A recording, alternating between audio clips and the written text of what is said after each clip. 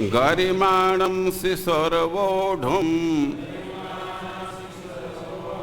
न सेहे गिरिकूटवत् एकदारोहमारूढं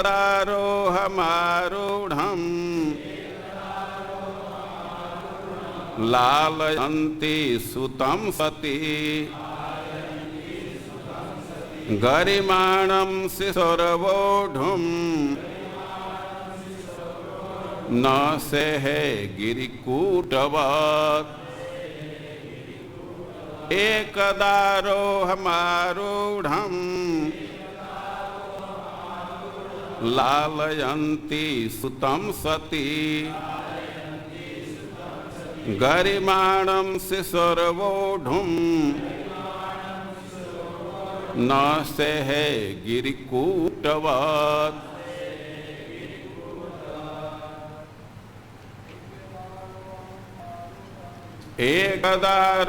एकदारोहमारूढं लालयन्ति सुतं सती गरिमाणं शिशोर्वोढुं न सेहे गिरिकूटवत् एकदारोहमारूढं लालयन्ति सुतं सती गरिमाणं शिशोर्वोढुं न सेहे गिरिकूटवत्। माता जी, एकदारोहमारूढं लालयन्ति सुतं सती गरिमाणं शिशोर्वोढुं न सेहे गिरिकूटवत्। एकदा, एक बार, संभवतः जब कृष्ण 1 साल के थे, आरोहम अपनी माता की गोद में आरूढ़म बैठे हुए लालयंती लाड़ प्यार करती हुई, दुलारती हुई सुतम अपने पुत्र को सती माता यशोदा गरिमाणम भार बढ़ने से शिशोः बालक के ओढ़ो सहन कर पाने नहीं से समर्थ थी गिरिकूटवत पर्वत के चोटी के भार जैसा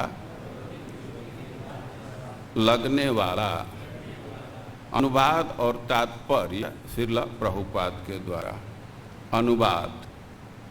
एक दिन कृष्ण के आविर्भाव के 1 वर्ष बाद माता यशोदा अपने पुत्र को अपनी गोद में दुलार रही थी। तभी सहसा उन्हें वह बालक पर्वत की चोटी से भी भारी लगने लगा, जिससे वे उसका भार सहन नहीं कर पाई। तात्पर्य। लालयंती कभी कभी माता अपने बच्चे को उछालती है और जब वह उसके हाथ में गिरता है तो वह हंसता है। इससे माता को भी आनंद आता है। यशोदा ऐसा ही करती थी, किंतु इस बार कृष्ण बहुत भारी हो गए, जिससे वे उनका भार नहीं सह सकी। ऐसी परिस्थिति में हमें यह समझना चाहिए कि कृष्ण उस तृणावर्त के आगमन से अवगत थे, जो उन्हें उनकी माता से दूर उड़ा ले जाना चाहता था। कृष्ण जानते थे कि जब तृणावर्त आकर उन्हें माता की गोद से ले जाएगा तो माता यशोदा अत्यंत विरहाकुल होगी। वे नहीं चाहते थे कि माता को असुर के कारण कोई कष्ट सहना पड़े, क्योंकि वे प्रत्येक वस्तु के उद्गम हैं जन्माद्यस्यतः अतएव उन्होंने सारे ब्रह्मांड का भार अपने में धारण कर लिया। बालक यशोदा के गोद में था, जिसका संसार की हर वस्तु पर स्वामित्व था। किंतु जब बालक भारी हो गया तो यशोदा को उसे गोद से नीचे रखना पड़ा, जिससे तृणावर्त को अवसर मिले कि वह उसे ले जाए और बालक के माता की गोद में लौटने तक कुछ काल तक उनके साथ खेले। जगत गुरु श्रील प्रभुपाद की।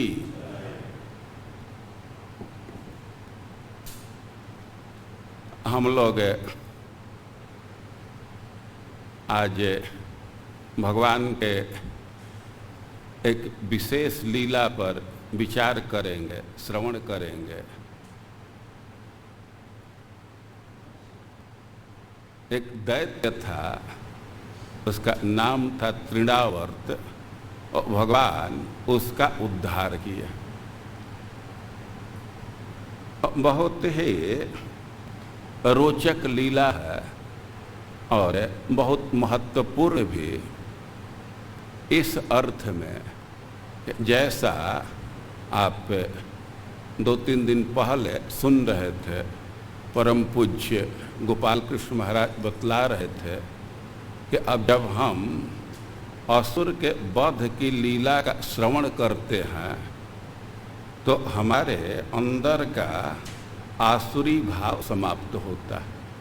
अपने हृदय में भी आसुरी भाव है, तो असुर वध के लीला सुनने का एक महत्वपूर्ण फल यह भी होता है कि हमारा आसुरी भाव समाप्त होता है। साइज के दृष्टि से देखा जाए तो लीला बहुत छोटी है, लेकिन जैसा भक्तों ने आस्वादन किया है, हम लोग भी प्रयास करेंगे कि कुछ देर तक इस लीला का आस्वादन करें। आप जानते हैं कि भगवान ने जन्म लेने के तुरंत बाद मथुरा चले गए, गोकुल चले गए। गोकुल में भगवान ने लगभग 3.5 वर्ष तक, 3.25 वर्ष तक रहे और वहाँ बहुत बहुत प्रकार की लीला की है।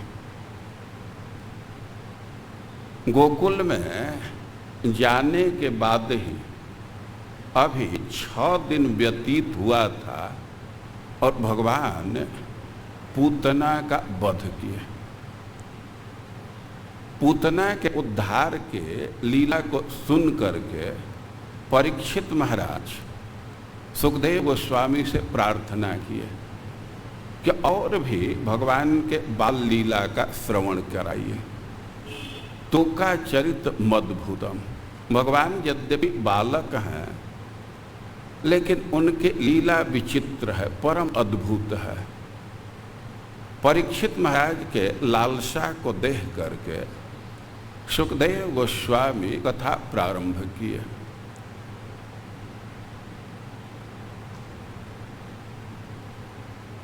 सुखदेव गोस्वामी भगवान के सकट भंजन लीला का वर्णन किया। जब भगवान ने सकट भंजन का लीला किए, सकटासुर का वध किए, तो उस समय उनकी अवस्था 3 महीने की थी, त्रैमासिकस्य।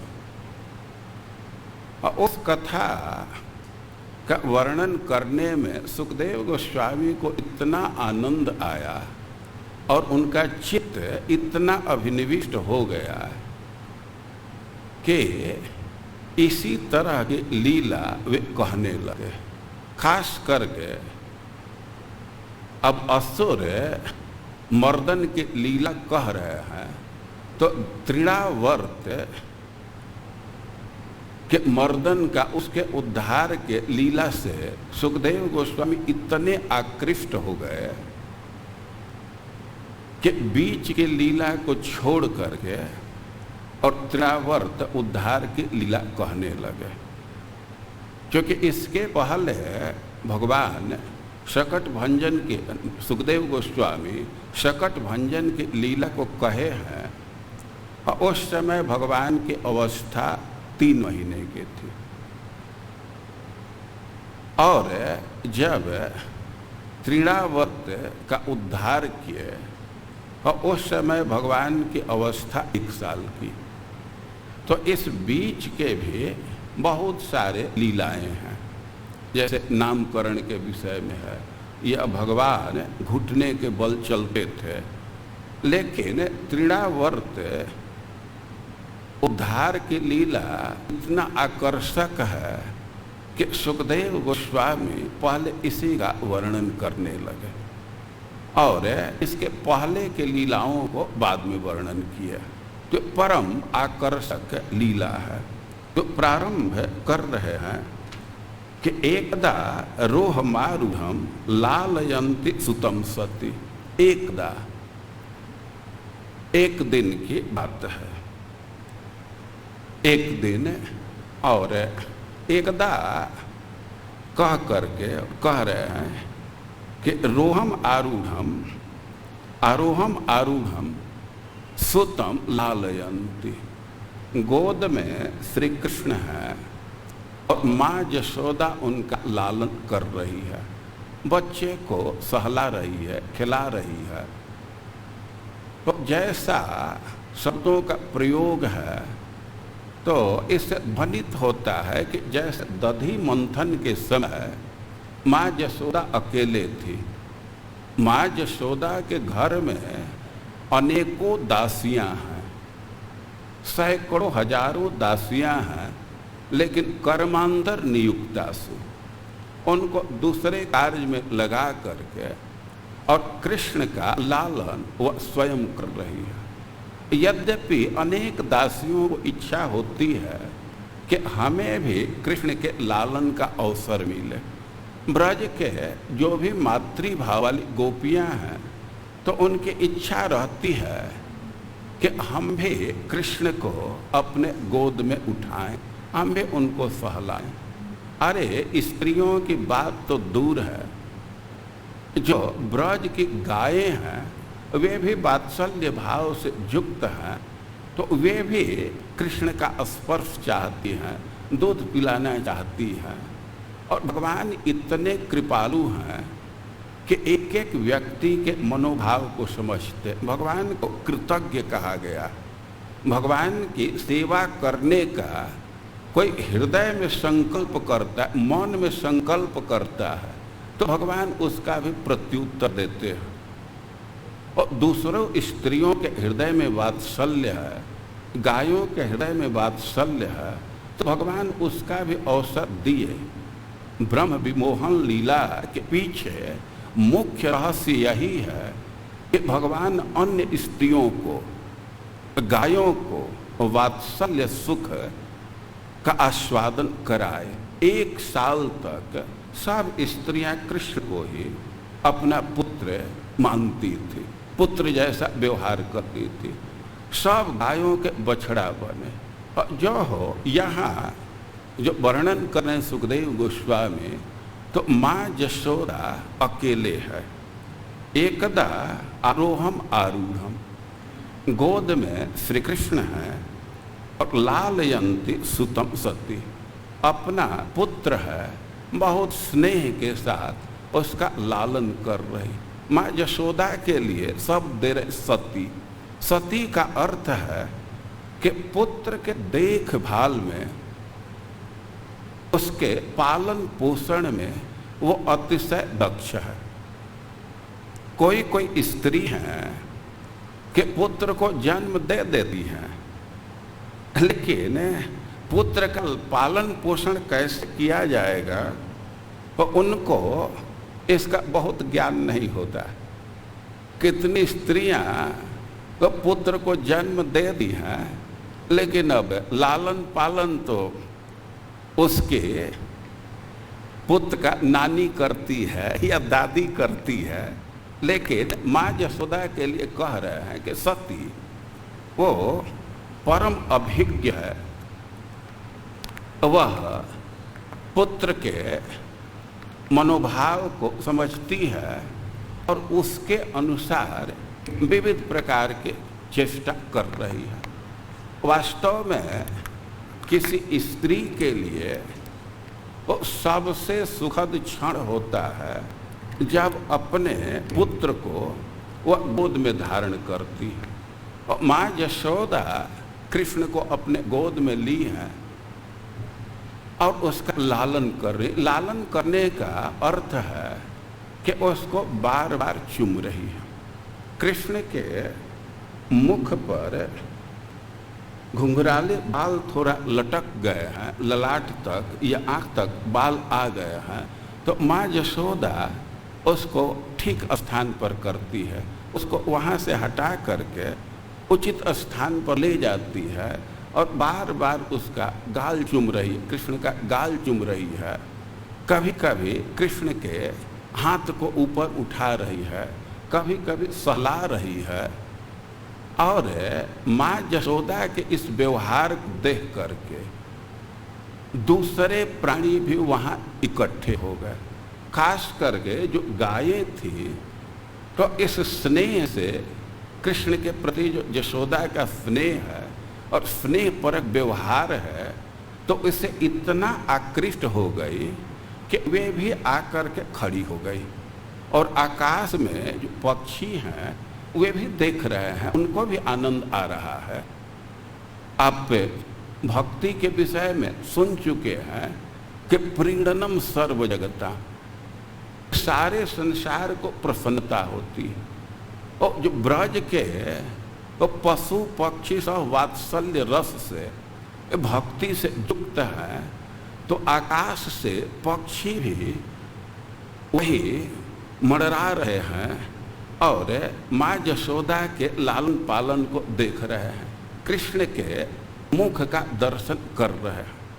अब भगवान का जब ध्यान गायों की तरफ गया तो अपनी भाषा में, ब्रोकन लैंग्वेज में, 1 साल का बच्चा है तो स्पष्ट तो नहीं बोल पाता है, लेकिन कुछ शब्दों का आविष्कार हो जाता है, कुछ शब्द बोलने लगता है। तो उसके भाषा को दूसरा समझे या न समझे, माता समझ जाती है। और कृष्ण संकेत कर रहे हैं, बोल रहे हैं कि गायों के साथ जाऊंगा। माँ यशोदा लालन कर रही है गोद में रह करके, लेकिन कृष्ण कह रहे हैं कि गायों के साथ जाऊंगा। अब संकेत को समझ करके, उनके शब्द को समझ करके माँ यशोदा तो प्रवचन प्रारंभ कर देते, नहीं बेटा अभी तुम्हारा उम्र छोटा है, ठीक है मैं भेजूंगी, अभी तुम्हारा उम्र थोड़ा बड़ा हो जाए तब गायों के साथ भेजूंगी। और तब तक कृष्ण का ध्यान पक्षियों की तरफ जाता है। तब अब कहते हैं कि हम पक्षियों के साथ जाएंगे, हम उड़ेंगे। अब कृष्ण के अति आग्रह को देख करके माँ यशोदा ऐसे थोड़ा कृष्ण को ऊपर फेंक रही है, उत्तोलन कहते हैं। और सती वो दक्ष है और कृष्ण को भी पूरा विश्वास है कि हम गिरेंगे नहीं, ऐसे ऊपर उठा करके फेंक करके और फिर रोक लेती है। और प्रारंभ में तो बच्चे थोड़ा सहमते हैं, लेकिन उनको आनंद आता है, फिर चाहते हैं कि बार बार इसको किया जाए। तो ऐसे उत्तोलन कर रही है, उठा करके फिर अपने गोद में हाथों में रोक रही है, लेकिन कृष्ण फिर भी संकेत कर रहे हैं कि हम पक्षियों के साथ जाएंगे। माँ 1-2 बार ऐसे की, लेकिन कृष्ण उतरना चाह रहे हैं गोद से, लेकिन माँ उतार नहीं रही है।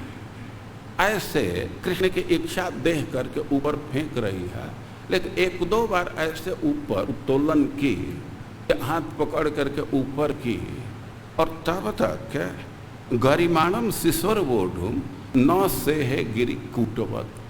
अब तब तक स्थिति बदल गई।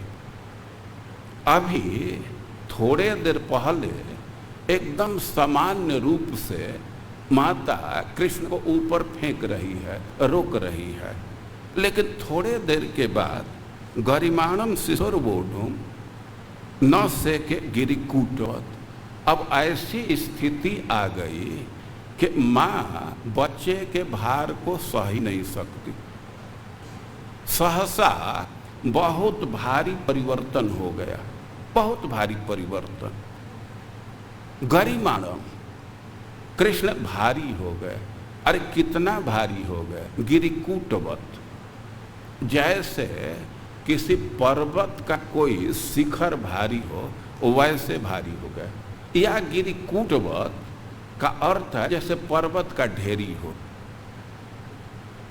जैसे आप गोवर्धन पूजा में सुनते हैं कि भात का राशि बनाया गया, स्तूप बनाया गया, या गेहूं का ढेरी लगा देते हैं, धान का ढेरी लगा देते हैं, इकट्ठा कर देते हैं तो उसको कूट कहते हैं। जो फैला हुआ चीज है, जैसे उधर ब्रजराज है, फैला हुआ ऐसे स्तूप जैसा बना देंगे तो उसको कूट कहा जाएगा।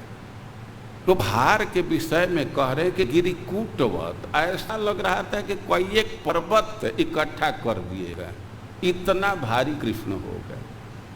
अरे कोई आश्चर्य तो नहीं है, सब पर्वत तो उनके अंदर ही है। तो कह रहे हैं कि गरिमाणम शिशु बोधुम। अब शिशु का, 1 साल के बच्चा का भार इतना बढ़ गया कि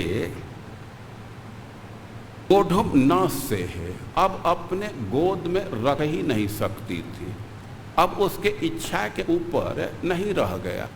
वो चाह करके भी कृष्ण को गोद में नहीं रह सकती। तो भूमौ निधाय तम गोपी विस्मिता भार पीड़िता, बहुत भारी विस्मय था कि इतना कैसे भार बढ़ गया। भार थोड़ा बढ़ जाए तो एक बात है, पीड़िता, अब उसको कष्ट होने लगा, चाह करके भी कृष्ण को गोद में नहीं रख सकती, उसकी मजबूरी हो गई कृष्ण को भूमि पर रखना। भूमौ निधाय, सबसे पहले भूमि पर रखी। माँ यशोदा के मन में विचार आने लगा कि कृष्ण को मैं जन्म दी हूँ, हमारा पुत्र है, हम उसकी माँ हैं, धात्री हैं, जननी हैं, लेकिन आज तो हमारा मातृत्व का कोई मतलब नहीं रह गया। हमारी तो यह स्थिति हो गई कि अपने पुत्र को गोद में नहीं रख सकती। तो एक तरह से उसके मन में विचार आ रहा है कि हे माँ पृथ्वी, तुम सबकी जननी हो, तुम सबकी धात्री हो, तुम सबकी माँ हो, तो कृष्ण के भी माँ तुम हो। और अब हम तो कृष्ण को सहन नहीं कर सकते, अपने गोद में नहीं रख सकती, उसको संभाल नहीं सकती, तो तुम सबकी माँ हो, कृष्ण के भी माँ हो, तो इसका भी देख रेख तुम करो। वो इस भावना से माँ यशोदा कृष्ण को भूमौ निधाय, भूमि पर रख दी। और महापुरुष मात दधौ जगता मात कर्मसु, और जगता महापुरुषम, जो संसार में सर्वोच्च व्यक्ति हैं भगवान नारायण, उनका ध्यान करने लगे कि बच्चे को क्या हो गया। हे नारायण, इस बच्चे के दुख को, इसके समस्या को आप दूर कीजिए। और आस कर्मसु, अब माँ इतना चिंता हो गई कि उसको फुर्सत नहीं है बच्चे को रह करके, और कैसे बच्चे की समस्या दूर की जाए, अब इसी कर्म लग गई। और ब्राह्मणों को बुलाना और भी सामान जुटाना हवन के लिए, स्वस्ति वाचन के लिए, इसी सब काम में लग गई। और तब तक क्या हुआ कि दैत्यो नामना तृणावर्त कंस भृत्य प्रणोदित चक्रवात स्वरूपेण जहारासीनम अर्भकम। तो आप जानते हैं कि कंस कृष्ण का शत्रु है, वह कृष्ण को अपना बैरी मानता है। ब्रज में तो आनंद का वातावरण है, लेकिन मथुरा में बहुत भारी चिंता है। और इसके पहले जब पूतना का वध हो गया, शक्टासुर का वध हो गया, तो कंस बहुत चिंतित था। तो कृष्ण बलराम के वध के लिए अपने अनुचर को, अपने सेवक को, तृणावर्त को प्रेरित कर रहा है। वो भेज रहा था। तृणावर्त के मन में विचार आ रहा था कि पूतना गई कृष्ण का वध करने के लिए, तो अपने रूप को बदल करके गई, और शक्टासुर गया तो अपना रूप पूरा छिपा करके गया। तो न रूप बदलने से न रूप छिपाने से सफलता मिली, दोनों नीति तो फेल हो गया। तो वो सोचा कि हम बीच का रास्ता अपनाएंगे, तो रूप को बदलेंगे भी नहीं, छिपाएंगे भी नहीं, तो वह बीच का रास्ता अपनाया कि अपने रूप को वायु के तरह बना देंगे। तो वायु तो एकदम अस्तित्वहीन नहीं है, वायु का लक्षण दिया गया है, इसमें प्रकट रूप तो नहीं है, रूप रहित स्पर्शवान वायु, लेकिन वायु का अस्तित्व, उसके सत्ता का अनुभव हम लोग करते हैं। त्वक इंद्रिय से वायु का अनुभव होता है, आँख से तो नहीं देख सकते, लेकिन त्वक इंद्रिय से अनुभव कर सकते हैं। तो बीच का रास्ता अपनाया और वह वायु के रूप धारण करके चक्रवात स्वरूपेण वह बवंडर के रूप में गया ब्रज में। बवंडर समझते हैं, आंधी और बवंडर में अंतर होता है। आंधी मतलब खूब तेज हवा, लेकिन आंधी की विशेषता है कि सीधे हवा बहती है, और बवंडर में ये राउंड वे में व्हर्ल विंड कहते हैं ना, घूमते हुए। तो ऐसे वो चक्रवात स्वरूपेण वो चक्रवात के रूप में गया। और जहार आसीनम और भगव, माँ यशोदा तो कृष्ण को भूमि पर रखी थी और कृष्ण वहीं बैठे थे, और वह बवंडर के रूप में आया और कृष्ण को चुरा करके ले गया, हरण कर लिया, उड़ा करके ले गया। वो बवंडर के रूप में आया। भाई वो बवंडर के रूप में आया तो कृष्ण को ले करके चला गया। अब जब तृणावर्त आया तो गोकुलम सर्व मावृणन मुषणन चक्षुन से रेणु भी, वो बहुत शक्तिशाली था। ये चक्र तृणावर्त, इसका अर्थ क्या होगा?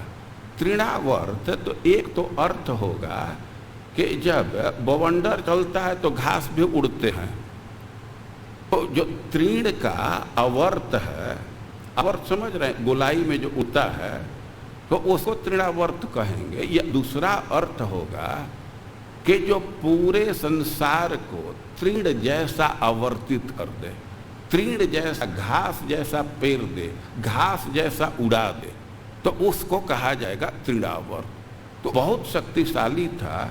तो कह रहे हैं कि गोकुलम सर्व मावृणम, वो पूरे गोकुल को ढक दिया। मुषणन चक्षु से रेणु भी, वो पूरे गोकुल को, गोकुल नगर को घेर लिया और सबके आंख को अंधा बना दिया। कैसे अंधा बना दिया? सबके आंख को बंद कर दिया, रेणु भी धूल से। और ईरयंसु महाघोर शब्दे न प्रदिशो दिशा, तो बहुत धूल उड़ रहा था, बहुत भयंकर शब्द हो रहा था। वो शब्द से सारे दिशाएं गुंजायमान हो गई, भर गई, और धूल से पूरा गोकुल भर गया। नापस्य मुहूर्तम भवत गोष्ठम रजसा तमसावृतम, अरे कि कुछ देर के लिए, एक मुहूर्त के लिए तो पूरा गोकुल धूल से भर गया। और धूल से भर गया, धूल से ढक गया, तो स्वाभाविक ही है कि तमसावृतम, अंधकार भी छा गया। सुतम यशोदा ना पश्यत तस्मिन् न्यस्तवती सुत। अब ऐसे बवंडर आ गया, सब जगह अंधेरा छा गया, धूल भल गया। तो माँ यशोदा तो दौड़ करके गई कि अपने बच्चे को उठा करके अपने घर में लाए। वो तुरंत दौड़ करके गई, देर नहीं की। लेकिन ना पश्यत तस्मिन् न्यस्तवतीयत, जहाँ अपने पुत्र को रखी थी तो वहाँ बच्चे को पाई नहीं। माँ यशोदा तो कृष्ण के भार का अनुभव की थी, क्यों कितने भारी है। तो उसके मन में पूर्ण विश्वास था कि कृष्ण को आंधी बवंडर नहीं उड़ा सकता। कितना तेज बवंडर है, लेकिन कृष्ण का इतना भार है कि कृष्ण को उड़ा नहीं सकता। तो जिस स्थान पर रखी थी दौड़ करके वहीं गई। अब वहाँ कृष्ण को नहीं पाई, वहाँ तो कृष्ण थे नहीं। तो अब तो बहुत भारी चिंता में पड़ी। उसके मन में यह विचार नहीं आ रहा था कि यह बवंडर कृष्ण को ले गया होगा, लेकिन उसके मन में विचार आने लगा कि कृष्ण तो चंचल है, अब मैं जहाँ रखी वहाँ से कहीं चला गया, और छोटा सा बच्चा है, इतना तेज बालू उड़ रहे हैं, इकड़ी उड़ रहे हैं, ने छोटे छोटे टुकड़े पत्थर के उड़ रहे हैं कि इसके मार से घायल हो करके अब तो हमारा बच्चा मर जाएगा, उसका निधन हो जाएगा। वो बहुत भारी चिंता में पड़ी। और न्यस्तवती यद ना पश्यत कश्चनात्मानं परम चापि विमोहित।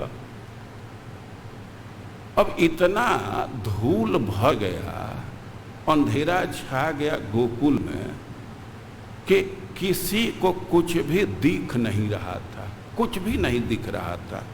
अरे दूसरे को देखने की बात तो दूर है, वो धूल के चलते इतना अंधेरा हो गया कि व्यक्ति अपने को ही नहीं देख रहा था, अपना अंग ही नहीं दिख रहा था।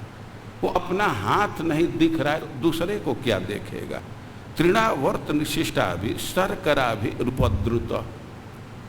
वो तृणावर्त इतना बालू इकड़ी धूल वो फैलाया था कि सब जगह अंधेरा छा गया था।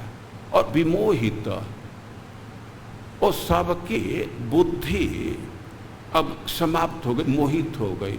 इस स्थिति में क्या करना चाहिए यह किसी को विवेक नहीं आ रहा था। तो कोई भी अब कृष्ण को देख नहीं पाया। माँ यशोदा तो रह करके गई थी। माँ यशोदा तो बहुत रो रही थी, बहुत विलाप कर रही थी, चिल्ला रही थी। लेकिन अब तृणावर्त का इतना आवाज था, वो बवंडर से इतना ध्वनि निकल रही थी कि माँ यशोदा की आवाज कोई सुन नहीं रहा था। वो इति खरपवन चक्र 500 वर्ष सुत पदवीम अबला म विलक्ष्य माता अति करुणम अनुस्मरन्ति अशोचत भूपतिता मृत वत्स का यथागो। अब माँ यशोदा की स्थिति का वर्णन कर रहे हैं कि माँ यशोदा अब अपने पुत्र का कोई अनुसंधान ही नहीं पा गई। जहाँ रखी थी वहाँ नहीं पाई, इधर उधर खोज रही है वहाँ भी नहीं पाई। तो अब उसकी स्थिति तो यह हो गई कि जैसे किसी गाय का बछड़ा मर जाए। जो लोग देखे होंगे गाय नया नया बच्चा दी है और उसका बछड़ा मर गया, वो दौड़ती है, वो आवाज करते हुए, चित्कार करते हुए कभी उधर दौड़ती है, कभी उधर दौड़ती है। तो वैसे ही माँ यशोदा इधर उधर दौड़ने लगी। लेकिन कुछ देर के बाद तो पतित हो गई, गिर गई। और जैसे गाय के अश्रु से अनवरत गाय के आंख से अश्रु बहते हैं, तो वैसे ही माँ यशोदा के आंख से अश्रु विसर्जित होने लगा। भूमि पतिता मृत वत्स का यथाग, वो पृथ्वी पर गिर गई। उसकी स्थिति वैसी हो गई जैसे जिस गाय का बछड़ा मर गया है और उसकी स्थिति हो जाती है। रुदित मनु निशम्य तत्र गोप्यो भृशमनुतप्त धियोस्त्रपूर्ण मुख्या। जब तृणावर्त का प्रभाव कम हुआ तब माँ यशोदा के क्रंदन का आवाज दूसरे गोपियों को सुनाई दिया। अब तो माँ यशोदा के क्रंदन को सुन करके, उनके विलाप को सुन करके, उनके रुलाई को सुन करके सब गोपियां उधर दौड़ी, सब गोपियां दौड़ी और माँ यशोदा की स्थिति को देख करके, यह जान करके कि कृष्ण का कहीं पता नहीं है, तो सब गोपियां अतिशय दुखी हो गई। रुरुदु अनुपलब्ध नंद सोनुम पवन उपारत पांसु वेगे।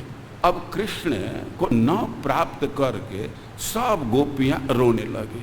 कृष्ण को तो तृणावर्त ऊपर उठा ले गया, लेकिन अब स्थिति देखिए कि तृणावर्त तो कृष्ण को आकाश में ले गया है। वो तो बहुत प्रसन्न था कि अरे इसी बच्चे को मारने में पूतना सफल नहीं हो पाई, ये छोटा सा बच्चा, और शकटासुर मारने में सफल नहीं हुआ। आखिर क्या बात था भाई, उनके साथ क्या स्थिति हो गई? इसको तो लेना तो बहुत आसान है।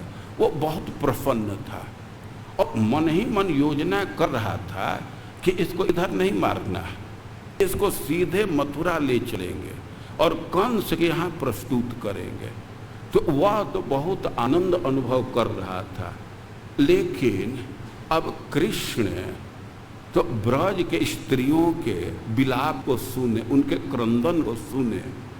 अब उनके क्रंदन को देख करके अब कृष्ण वो अतिशय दुख अनुभव करने लगे, उनके दुख से प्रभावित हो गए और अपने भार को बढ़ाने लगे।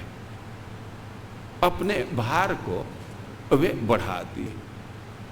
तृणावर्त बहुत प्रसन्न था और पहले तो ऊपर ले जा रहा था जहाँ कोई देख न सके। अब सोच रहा था कि अब तो हमारे कब्जे में है कृष्ण, अब सीधे मथुरा इसको ले चलूँगा।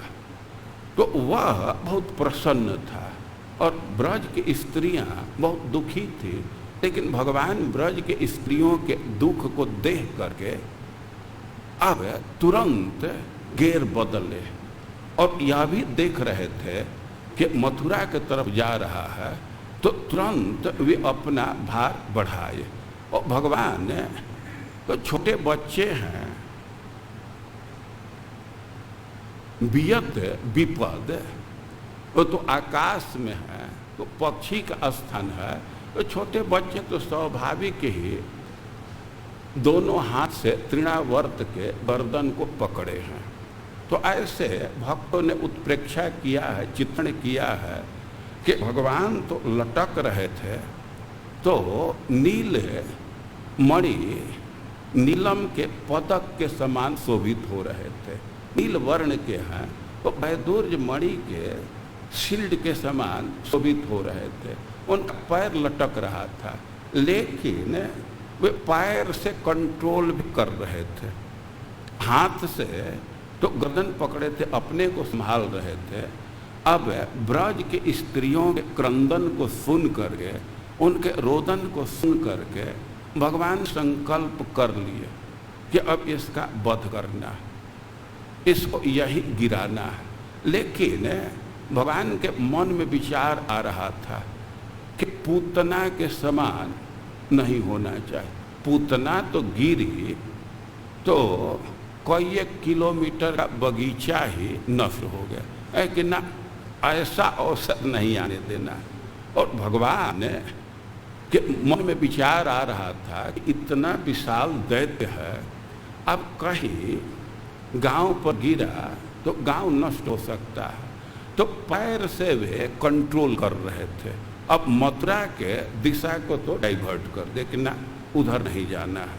तो कह रहे हैं कि अपना भार बढ़ाए। अब कृष्ण भार बढ़ाए तो तमस्मान मन्यमान आत्मनो गुरु मत पया। अब तृणावर्त अनुभव करने लगा कि यह लड़का तो हमसे भी भारी है, तो यह लड़का है कि मैं भूल से कोई पत्थर ले लिया। गले गृहीत उत्सष्टुम नाशक्नोद अद्भुतार्भक। अब भार के अनुभव से अपने भूल की तरफ वो ध्यान देने लगा कि ना ये बच्चा इतना भारी नहीं हो सकता है। हम भूल से कोई नीले रंग का पत्थर उठा लिए, ये तो बहुत भारी भूल हो गई। आदमी के मन में जब संशय हो जाता है तब उसी दिशा में बढ़ने लगता है। श्रील प्रभुपाद जी एक कथा सुनाया करते थे कि एक ब्राह्मण थे, दुर्गा पूजा के लिए गए एक गांव में और बकरा खरीदे और बकरा ले करके वे अपने घर जा रहे थे और ठगों का एक ग्रुप था। वो लोग योजना किए कि पंडित जी से बकरा ले लेना है, इनसे बकरा फेंकवा देना है।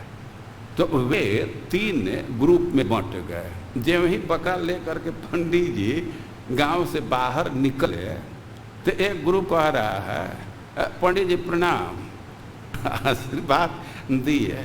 और पंडित जी ये आपको क्या हो गया, आप कुत्ता क्यों शरीर पर ढो करके ले जा रहे हैं? तो बकरा कंधे पर रखे थे और ठग का ग्रुप कह रहा है आज आपको क्या हो गया, कुत्ता पवित्र जानवर, इसको कंधे पर क्यों लिया? नहीं बकरा है, मैं खरीद करके आ रहा हूँ, ये कुत्ता नहीं है, तुम देख रहे हो ये बकरा है। वे आगे बढ़े और तब तक दूसरा ग्रुप था, वो कहा अरे पंडित जी आपको ये क्या हो गया, ये कुत्ता को क्यों आप ढो करके ले जा रहे हैं? अब दूसरी बात सुन करके पंडित जी को थोड़ा थोड़ा संशय होने लगा, देखने लगे हैं कहीं भूल से मैं कुत्ता ले लिया क्या। तो देखे तो कहे कि ना ये तो बकरा ही है। फिर आगे बढ़े और फिर तीसरा ग्रुप कहा कि अरे पंडित जी आपको क्या हो गया, आपको इतना विवेक नहीं है कि कुत्ता को कंधे पर ढो कर ले जा रहे हैं। और पंडित जी तो फिर देखे और कहे कि अरे तो भूल हो गई और बकरा को फेंक दिए, वो ठग ले लिए। तो हम यह कह रहे हैं कि आदमी को जब संशय होने लगता है तब अब उस दिशा में सोचने लगता है। तो तमस्मान मन्यमान, भार का अनुभव करके तृणावर्त तो यही समझ रहा था कि हम तो ये पत्थर उठा लिए, तो अब ये पत्थर हम ले जा करके क्या करेंगे, ये तो हमसे भी भारी है। गले गृहीत उत्सृष्टु ना सकन अद्भुतार्भक। वो सोचा कि अब पत्थर ले जा करके क्या करेंगे।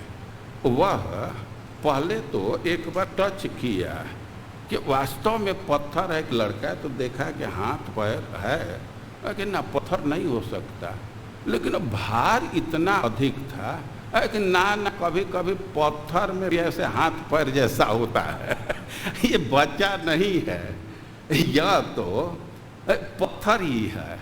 तब सोचा कि पत्थर हम कहीं को ढोएंगे, यहीं गिरा दें। तो अब तो कृष्ण को उत्स्पृष्टु वहीं छोड़ना चाह, गिराना चाहा, लेकिन अब आकाश में किसी बच्चे को कोई गिराना चाहे तो वो तो भय के मारे और जोर से पकड़ता है। तो भगवान तो ऐसे गला पकड़ करके लटक रहे थे, लेकिन वो गिराने का प्रयास किया तो उसका गला और जोर से पकड़ लिए। इतना जोर से पकड़े कि लाख कोशिश किया लेकिन गिरा नहीं पाया।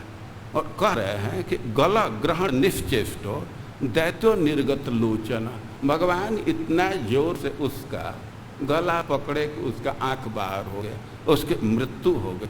अव्यक्त राव भगवान निर्णय लिए थे कि बहुत जोर की आवाज़ नहीं होना चाहिए, ब्रजवासियों को कष्ट होता। तो ऊपर ही उसकी बोलती बंद हो गई और न्यपतत स बालो यसुर ब्रज। अब तो वो मर गया था, लेकिन बालक के साथ ब्रज में गिरा। तमंतरिक्षात् पतितम शिलायाम, वह तृणावर्त शिला पर गिरा। भगवान पहले विचार किए कि स्त्रियां इतना दुखित हैं, मैं कहीं बाहर गिर जाऊं तो उनको पता नहीं चलेगा, तो पैर से वो कंट्रोल कर रहे, हाथ से तो पकड़े हैं कि ऐसे जगह पर गिरना है कि तुरंत सूचना मिल जाए। और विचार किए कि कहाँ गिरना चाहिए, तो वे कहेंगे गांव के बीच में। भाई गांव में गिरने में कठिनाई है कि घर ध्वस्त हो सकता है, कुछ क्षति हो सकती है, लेकिन कहे कि जो गोष्ठ है, गायों का स्थान है, तो गायों को बैठने के लिए या बरसात में खड़ा होने के लिए जहाँ पत्थर रखा गया कि जैसे खूर से मिट्टी न धुले, मिट्टी न कटे, तो उसी पर गिराना है। तो तमंतरिक्षात् पतितम शिलायाम विशीर्ण सर्वा वयम करालम, वो तो बहुत भयंकर था, लेकिन पत्थर पर गिरा तो वो उसके सब अंग प्रत्यंग ध्वस्त हो गए, वे टुकड़े टुकड़े हो गए। उदाहरण दे रहे हैं कि जैसे शिव जी वो पुरारी ने त्रिपुर दैत्य को अपने बाण से गिराए थे, वैसे ही गिरा दिए। स्त्रियों रुदत्यो ददृशु समेत, स्त्रियां तो रो रही थी, लेकिन भगवान ऐसे जगह पर उसको गिराए कि तुरंत स्त्रियों का ध्यान चला गया। अब तो स्त्रियां बहुत प्रसन्न हुई। प्रादाय मात्रे परिहृत्य विस्मिता कृष्णम च तस्यो रसिलंबमान तम स्वस्ति मंदम पुरुषाद नीतम विहाय सा मृत्यु मुखत प्रमुक्तम।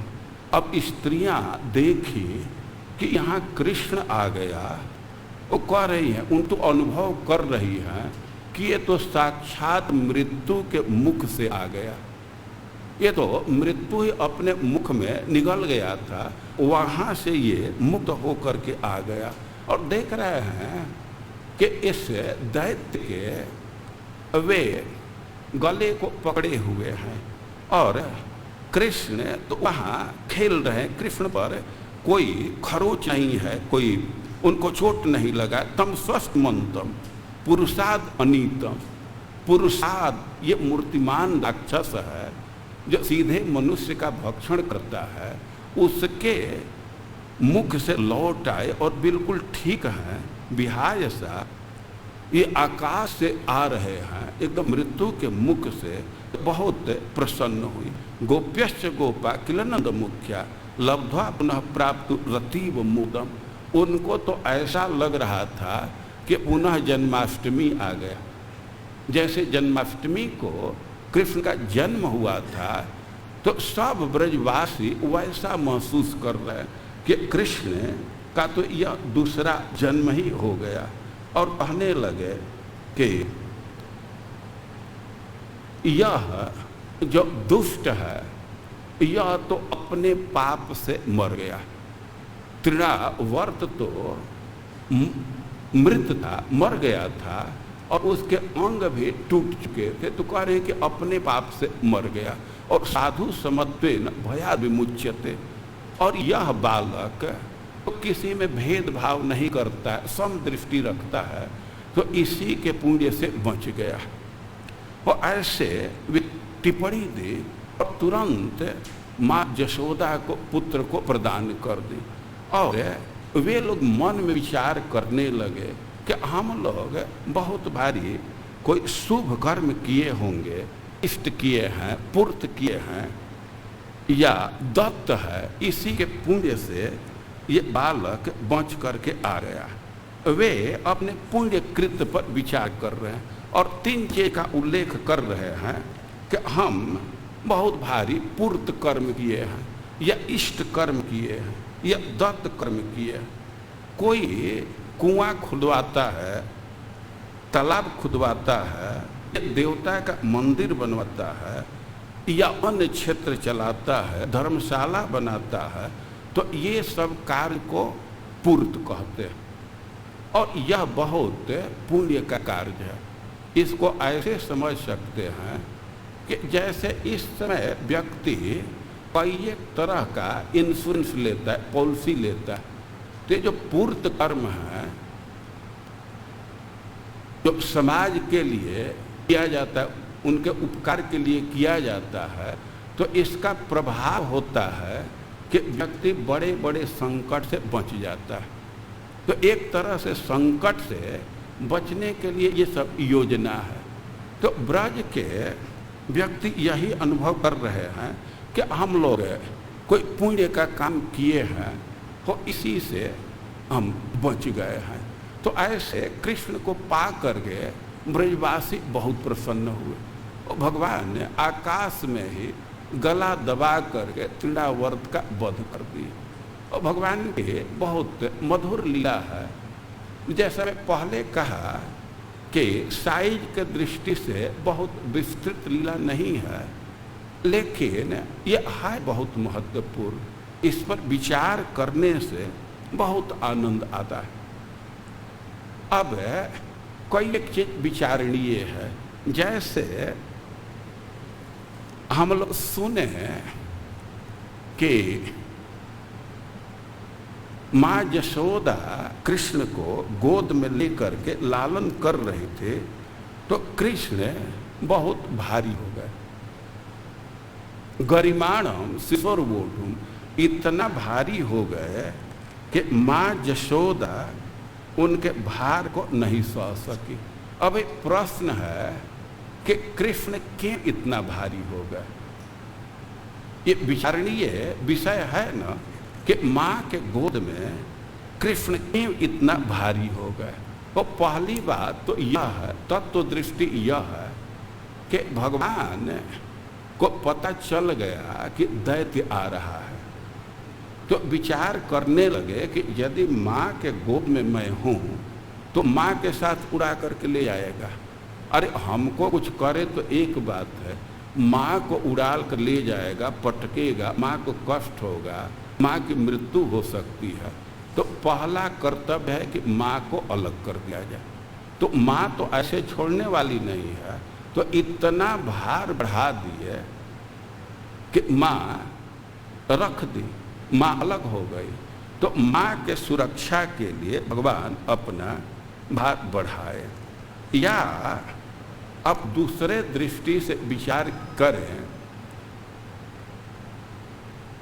तो भगवान यह अनुमान कर लिए कि वायुअस्त्र आ रहा है। वायुअस्त्र का क्या अर्थ है? वायु का अस्त्र। बहुत बहुत तरह का लोग अस्त्र बनाते हैं ना, वायरस विपन तक बनाते हैं। तो वायु का अस्त्र, तो जो राजा लोग हैं तो युद्ध के लिए यही निर्धारित किए हैं कि कोई वायुअस्त्र का प्रयोग करे तो उसका प्रतिकार अचलास्त्र से किया जाता है। वायु में बहुत वेग है, किसी चीज को उड़ा लेता है। आंधी आने पर, तूफान आने पर हम लोग सुनते हैं कि कितने सरकारी बिल्डिंग के छत उड़ गए, लेकिन कभी ऐसा भी सुने हैं कि आंधी से पहाड़ उड़ गया, ऐसा नहीं सुने हैं ना। तो राजा लोग युद्ध करते हैं तो वे लोग निर्धारित किए हैं कि वायस्त बीर्ज प्रतिरोध शास्त्रे प्रोक्तम धरय से रचलास्त्र में। जो राजा लोग हैं तो वायुअस्त्र का, वायु विपन का प्रतिकार करने के लिए, उसके प्रभाव को खत्म करने के लिए अचलास्त्र को निर्धारित करें। तो जानन प्रभु सम धृतचक्रवात स्वरूप मासित अचल स्वरूप। तो भगवान तो जान गए कि बवंडर के रूप में आ रहा है, तो भगवान भी अचल के रूप में हो गए। एकदम फिट इक्वेशन है भाई। वो वायु के रूप में हुआ तो भगवान पर्वत के रूप में हो गए। या अब साहित्य के दृष्टि से विचार करें, थोड़ा एकेडमिक थिंकिंग दृष्टि से देखें तो एक शब्द पर विचार कीजिए, मात्राश्रित। मात्राश्रित, तो इसका खंड करेंगे तो होगा मात्रा आश्रित। मात्रा किसको कहते हैं? जैसे कोई अक्षर है और उस पर कुछ अंश चढ़ा देते हैं। जैसे अ है तो उसमें आ जोड़ देंगे, आकार जोड़ देंगे, आकार की मात्रा डाल देंगे तो आ हो जाएगा। क है और उस पर मात्रा जोड़ेंगे तो का हो जाएगा, की हो जाएगा। तो क को लघु कहते हैं और वह का हो गया तो उसको गुरु कहते हैं। तो मात्रा के आश्रय से लघु गुरु हो रहा है। अच्छा, मात्राश्रय, वो मातृ आश्रय, मातृ संस्कृत का शब्द है और आश्रय, और दोनों का समास पद बनाएंगे, यह भी मात्राश्रय बनेगा। तो मात्रा के आश्रित होने से लघु गुरु हो रहा है। तो भगवान भी तो अक्षरात्मा न, भगवान भी तो अक्षर ही है ना। तो वे जब मात्रा आश्रित है, मतलब माँ के गोद में, तो स्वाभाविक है कि गुरु हो जाएंगे। तो कह रहे हैं कि यान्ति ये व गुरुताम मात्रा सर्वत्र यल लघु।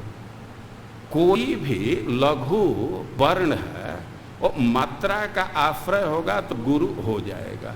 तो भगवान भी अक्षरात्मा, अक्षर स्वरूप है, तो माता के आश्रय से गुरु हो गए। तो एकदम स्वाभाविक समीकरण है। तो अब इसलिए भगवान गुरु हो गए। अब एक प्रश्न और है कि तृणावर्त गांव में क्यों आया, वो आया ही क्यों? तो कह रहे हैं कि तृणावर्त विचार किया कि वन्यो अहम, हम तो वन्य के प्राणी हैं। अब इसमें ये असुर का क्या नाम है? तृण, और घास को संस्कृत में क्या कहते हैं? तृण। तब दोनों को लेकर के चलिए, एक ही शब्द से दो अर्थ होता है ना। कनक कनकते 100 गुना, मादकता अधिकार। कनक से कनक में 100 गुना अधिक मादकता है। अरे कैसे इस बात को कह रहे हैं कि एक पाए बौराय नर, एक खाए बौराय नर, इत पाए बौराय। एक कनक को तो खाने पर आदमी पागल होता है और एक को पा जाने से ही पागल हो जाता है। कनक एक शब्द है, लेकिन इसका अर्थ क्या होगा? सोना और धतूरा। धतूरा तो कोई खाएगा तब पागल होगा, लेकिन ये सोना पाने से ही वो पागल हो जाता है। तो इसको फ्लेश कहते हैं। तो इसी तरह थोड़ा विचार कीजिए कि जो असुर है उसका क्या नाम है? तृण। और जंगल में जिसको गाय चरती हैं उसको क्या कहते हैं? तृण, त्रिचर। गोपी गीत में पाते त्रिचरानुगम। तो ये कह रहे हैं कि हम तो वन्य के प्राणी हैं। ये तृणासुर सोच रहा है वन्योपहम यद अधिरोहण तो भजामि, ये उसमें होगा नहीं। हम तो वन्य के प्राणी हैं और जिस पर सवारी करके गांव में आते थे। अरे भाई घास है, किसका सवारी करके गांव में आते? आज भी आप ब्रज में जाइए तो लोग घास काटते हैं और गाड़ी पर लाते हैं, भैंसा गाड़ी है, कोई है, सकट पर लाते हैं। तो ये तृण सोच रहा है कि हम तो वन में रहने वाले हैं। अब जिसके सवारी से हम गांव में आते थे, अब उसी का वध कर दिया, सक्तासुर का वध कर दिया। इसी के चलते वो सामने आ गया कि हमारे सवारी का वध कर दिया। अच्छा, अब दूसरी बात है कि अब भाई एक प्रश्न होगा कि वो भगवान इतने भारी थे, माँ यशोदा गोद में नहीं रख सकी और उनको विश्वास है कि तूफान भी उनको उड़ा नहीं सकता, बवंडर भी उड़ा नहीं सकता। उनको विश्वास है, वो भार का अनुभव की है। लेकिन भगवान क्यों बवंडर के साथ उड़ गए, ये विचारणीय प्रश्न है। तो अब हरिपुरी जी कह रहे हैं कि आया तो यदि दुर्जनों की सहसा स्वीयालये साधुना प्राक प्रत्युद्गमनेन सत्कृति परम नेयस्ततस्तेन चेत।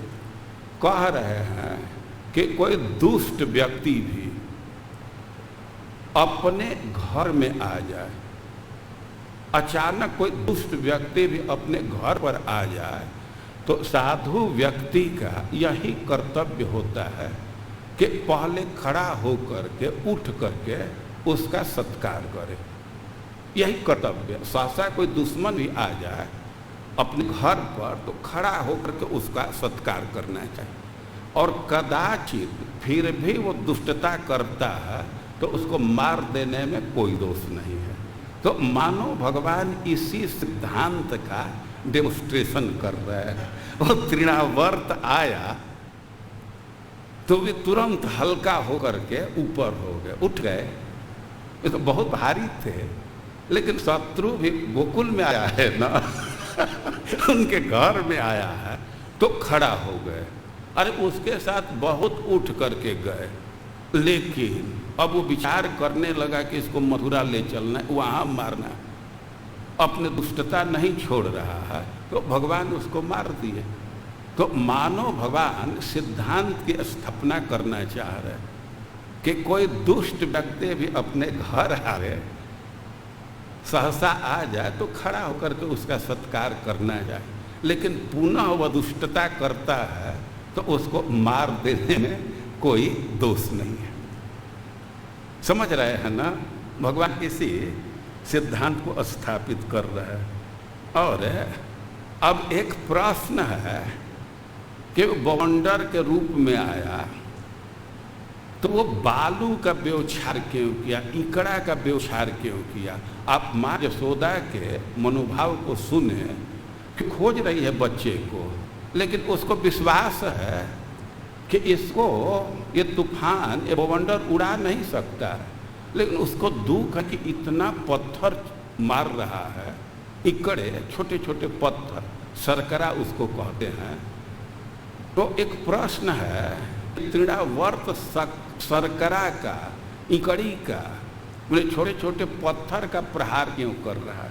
तो इस पर विचार कर रहे हैं कि मन नामना यदहो तृणेन निखिलम संतोषितम गोकुलम। तृणावर्त सोच रहा है कि मन नामना, वे घास का संस्कृत में क्या कहते हैं? तृण। तो कह रहे हैं कि मेरे नाम वाले से ही पूरा गोकुल संतुष्ट होता है। गोकुल मतलब गाय का समुदाय, गाय के समुदाय को गोकुल कहेंगे ना। तो गोकुल कैसे संतुष्ट होता है? मेरे नाम से। तृण से संतुष्ट होते हैं। और ये मेरे नाम वाला संतुष्ट कैसे करता है? देहार्पणेन, अपने देह को अर्पित करके। भाई घास तो गोकुल को संतुष्ट करता है अपना देह दे करके, और कह रहे हैं कि हमारा नाम क्या है, और अपना देह दे करके सबको संतुष्ट कर रहा है। और उनकी क्या स्थिति है कि वे हमारे बैरी का सेवन करते हैं। घास तृण तो अपना शरीर दे करके गाय का पोषण कर रहा है, गोकुल का पोषण कर रहा है, और वे 24 घंटा कृष्ण का सेवन, हमारे दुश्मन का सेवन करते हैं। तो कह रहा है कि अच्छा तुम लोग करो, लेकिन हमको चिंता नहीं है, अभी तुम लोगों को सबको भी धुन दूंगा। तो मानो इसी क्रोध से कि हमारे नाम वाला ही अपना शरीर अर्पित करके जिसको संतुष्ट कर रहा है, और वे हमारे शत्रु का सेवन कर रहे हैं, तो उसको इतना क्रोध आया, तुम लोग शत्रु का सेवन कर रहे हो, अभी सबको मैं नष्ट कर दूंगा, सबको धुन दूंगा। इसीलिए बहुत सरकरा चला दिया। समझ रहे हैं? तो क्रोध के मारे वो इकड़ी मार रहा है। तो ऐसे कई एक तरह से इस लीला पर भक्तों ने विचार किया है, बहुत महत्वपूर्ण है, और बहुत उत्प्रेक्षाएँ हैं, लेकिन समय नहीं है। हम एक चीज़ कहना चाहेंगे कि जब कृष्ण नीचे गिरे पत्थर पर, और कृष्ण सुरक्षित हैं और तृणावर्त मर चुका है, उसके अंग चकनाचूर हो गए हैं। तो इस घटना को देख करके जो भी ब्रजवासी हैं अपना टिप्पणी दे रहे हैं, वह बहुत महत्वपूर्ण है। वे कह रहे हैं हृंसा स्वपापे न खलह विनष्ट।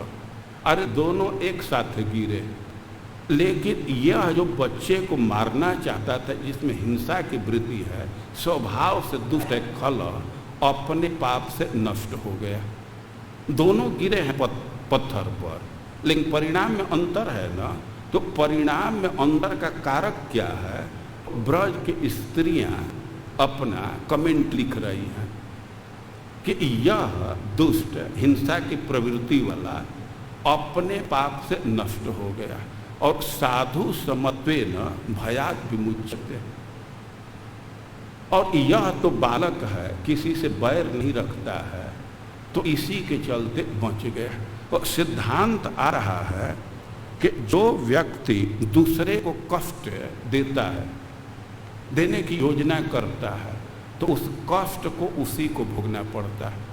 कि दुष्ट अपने पाप से मारा गया। आप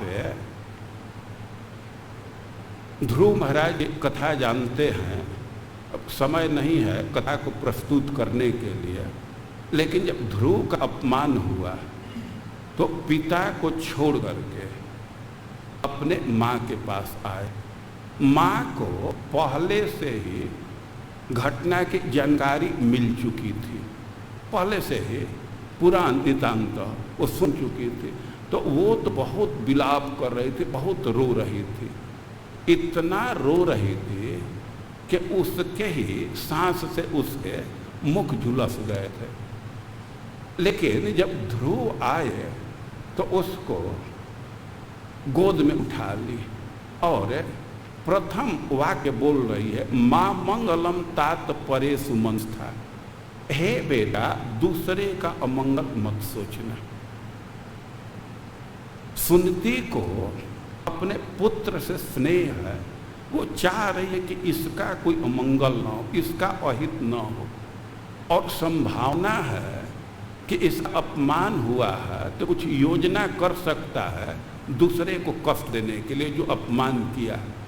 तो माँ सुनती कह रही है कि माँ मंगलम तात परे सुमंस्था। हे बेटा, दूसरे का अमंगल मत सोचो। अरे भाई क्या दोष है इसमें? अरे भूंगते जनों यत पर दुख तस्तत। जो व्यक्ति दूसरे को दुख देता है तो उस दुख का उसे स्वयं भोग करना पड़ता है। हम दूसरे को कष्ट दे रहे हैं तो कष्ट हमको भोगना पड़ेगा। इसी से माँ सुनती आगाह करे कि बेटा, किसी दूसरे के कष्ट की योजना मत करना। तो यहाँ ब्रज की स्त्रियाँ इस घटना पर अपनी टिप्पणी दे रही है कि यह जो दुष्ट प्रकृति का व्यक्ति है, खल, बच्चे को मारना चाहता था। अरे मासूम बच्चा, इसको मारना चाहता था, इसी पाप से मर गया। और यह तो छोटा बच्चा है, यह तो भेदभाव करता नहीं है और ये और मित्र का भाव नहीं है। तो साधु समत्वेन भयात् विमुच्यते, यह अंश बहुत महत्वपूर्ण है। जब हम दूसरे के सुख दुख को अपने सुख दुख के समान समझते हैं तो बहुत भारी पुण्य हो जाता है, और इसका प्रभाव होता है कि बड़े बड़े संकट से हम बच जाते हैं। तो ब्रज के स्त्रियों की जो उक्ति है बहुत शिक्षाप्रद है, इसको ग्रहण करना चाहिए। और खास करके कोई व्यक्ति किसी महत् पुरुष का अपमान कर दिया, उनको कोई दुख दे दिया, तो उसका तो सब चीज समाप्त हो जाता है। कंस अपने मंत्रियों को छूट दे दिया कि जा करके जो सात्विक प्रकृति के लोग हैं, जो यज्ञ करते हैं, जो धर्म करते हैं, उनको तुम लोग कष्ट दो। तो कह रहे हैं कि तेवई रजः प्रकृति तमसा मूढ़ चेतस। ये तो असुर लोग स्वभाव से ही दूसरे को कष्ट देने वाले हैं। अब कोई छूट दे दिया तो उनका और भी बुद्धि नष्ट हो गई। और सताम विद्विष माँ चेरु आरात आगत मृत्यु वह, और कह रहे हैं कि ये जा करके सज्जन पुरियों से द्वेष करने लगे और उसका प्रभाव यह हुआ कि उनके मृत्यु नजदीक आ गई। और मृत्यु ही नहीं, अब सुखदेव गोस्वामी अपनी टिप्पणी दे रहे हैं कि आयु श्रियम शो धर्म लोकान आश्रित एवच, करें कि आयु ही नहीं, धन जस या कोई भी पुण्य है या कोई लोक प्राप्त करने वाले हैं या कुछ इस संसार में सुविधा मिलने वाली है, कोई भी मंगल का साधन है, हंत श्रेयांश सर्वाणी, वे सारे मंगल प्रदान करने वाले नष्ट हो जाते हैं। पुंसो महदतिक्रम, जो व्यक्ति महत पुरुष का अतिक्रम करता है उनका अपराध करता है। तो ब्रज की स्त्रियां कह रही हैं कि दोनों तो गिरे एक साथ, लेकिन यह अपने पाप से मर गया और कृष्ण तो अपने पुण्य से, ये भेदभाव नहीं करता है, अंतर नहीं करता, इसी पुण्य से बच गया। तो इस प्रकार ये भगवान की मधुर लीला है। भगवान खेल खेल में ही शक्तिशाली दैत्यों का वध कर देते हैं और भगवान ये सब लीला करते हैं, उसका एक उद्देश्य यह भी है कि हम लोग इसका श्रवण कीर्तन करें।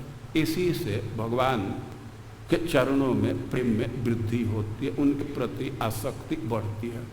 तो भक्तों ने एक अवसर दिया भगवान के लीला का स्मरण करने के लिए, और इसके प्रति हम इसके लिए हम बहुत बहुत आभारी हैं। वास्तव में ये जो समय है वो अमरावती के प्रेसिडेंट ये प्रोग्राम दिए थे, तो उन्हीं के हिसाब से ये समय का एडजस्टमेंट किया गया। तो अमरावती प्रेसिडेंट को बहुत बहुत धन्यवाद, आप लोगों को बहुत बहुत धन्यवाद। हरे कृष्ण।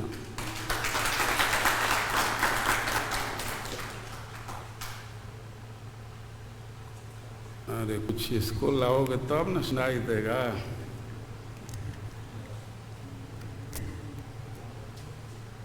हरे कृष्णा।